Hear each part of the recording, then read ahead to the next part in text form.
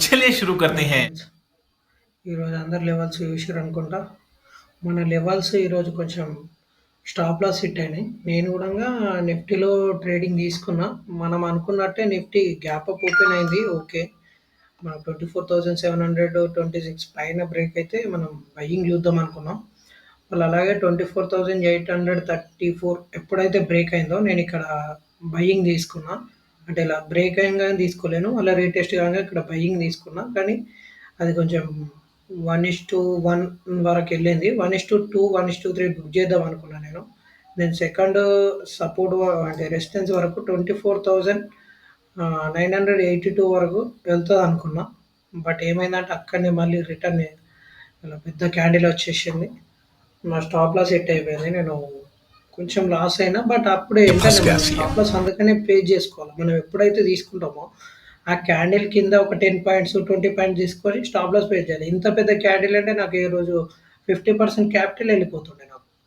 But నేను stop loss pay చేసుకున్నట్లు నాకు తక్కువ లాస్ జరిగింది. మళ్ళీ నేనేం చేసినా అంటే ఇంకొక అంటే మనకి ఎలాగో సపోర్ట్‌ని ఇది సపోర్ట్ 24,080 834ని ఎప్పుడైతే బ్రేక్ చేసిందో సపోర్ట్ సపోర్ట్ అయితది. దాన్ని మళ్ళీ బ్రేక్ చేసిందంటే సపోర్ట్‌ని బ్రేక్ చేసిందంటే ఖచ్చితంగా లూజ్ క్యాండిల్ ఉంది కదా!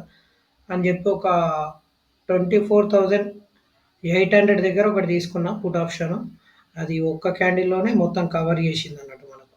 స్టాప్‌ని అంటే మనం పెట్టిన మనం అయిన లాస్‌ని మొత్తం కవర్ చేసింది. కొద్దిగా లాస్ ఉండే అది రికవర్ అయిపోయినట్టే ఇంకా. అలా. అందుకని మనం ఎప్పుడైనా సరే ఏదైనా తీసుకున్నప్పుడు ఖచ్చితంగా స్టాప్ లాస్ మెన్షన్ చేసుకోవాలా. Stop loss is very important. ఓకేనా. ఇంకా మనకు సెన్సెక్స్‌లా గూడంగా సేమ్ యాజ్ ఇట్ ఈజ్ అలాగే మన రెసిస్టెన్స్‌ని స రెసిస్టెన్స్‌ని సపోర్ట్ చేసుకొని మళ్ళీ ఎళ్ళింది పైకి. కానీ మళ్ళీ బ్రేక్ చేసి కిందకొచ్చింది. సెన్సెక్స్‌లో ఎవరు చేసిర్రో వాళ్ళు గూడా చూసుంటారు ఈరోజు. ఇంకా ఓకే. బ్యాంక్ నిఫ్టీలో మాత్రం మన టార్గెట్స్ అన్నీ హిట్టయినాయి చూసిర్రా? 54,163 ఇక్కడనే నియర్ బై ఓపెన్ అయింది. ఫస్ట్ టార్గెట్ హిట్ అయింది. 24,300 అనేది ఫస్ట్ టార్గెట్ హిట్ అయింది. ఆ తర్వాత మళ్ళీ అక్కడి నుండి మన రెసిస్టెన్స్‌ని తీసుకొని మళ్ళీ కిందకొచ్చి 54,163 మళ్ళీ దాన్ని సపోర్ట్ తీసుకొని సెకండ్ టార్గెట్ కూడా హిట్ అయిపోయింది చూసిర్రా? సెకండ్ టార్గెట్ 54,450 గూడంగా బ్రేక్ అయింది. బట్ అక్కడ నియర్ బై ఫాల్ ఒకటొచ్చింది కాబట్టి మనకి ఎలాగో ఇక్కడ బ్రేక్ అయింది అంటే మనం ఖచ్చితంగా ఈడ స్టాప్ లాస్ ఈ క్యాండిల్ రాగానే ఇక్కడ స్టాప్ లాస్ పెట్టుకుంటాం. మనం ఎప్పుడైతే స్టాప్ లాస్ పెట్టుకున్నామో ఆ స్టాప్ లాస్ హిట్ అయినా కూడా ఇలా 1:3 అనేది మనకు బ్యాంక్ నిఫ్టీ ఇచ్చుంటది. ఎవరైతే బ్యాంక్ నిఫ్టీలో ట్రేడ్ చేసిరో వాళ్ళకు బిగ్ ప్రాఫిట్ వచ్చుంటది ఈరోజు. Okay. Don't forget to subscribe. రేపటి కోసం లెవెల్స్ తీసుకుందాం మనం. ఇగో నిఫ్టీలో చూద్దాం ఫస్ట్. ఓకే. నిఫ్టీలో వచ్చేసి 24,751 అనేది సపోర్టు. 24,885 అనేది రెసిస్టెన్స్.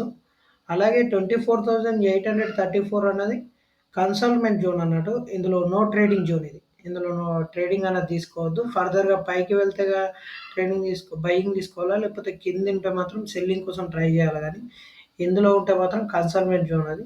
అది నో ట్రేడింగ్ జోన్‌గా మనం చెప్పుకోవచ్చు. ఇంకా సెన్సెక్స్‌లో చూద్దాం. సెన్సెక్స్ వచ్చేసి 80,730 సపోర్టు.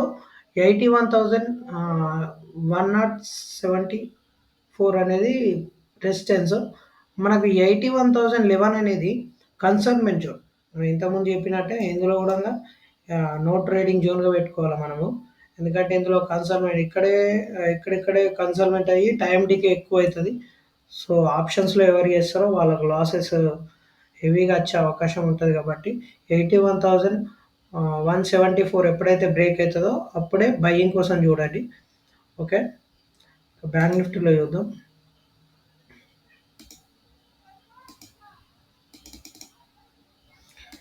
ఈ బ్యాంక్ నిఫ్టీ వచ్చేసి 54,074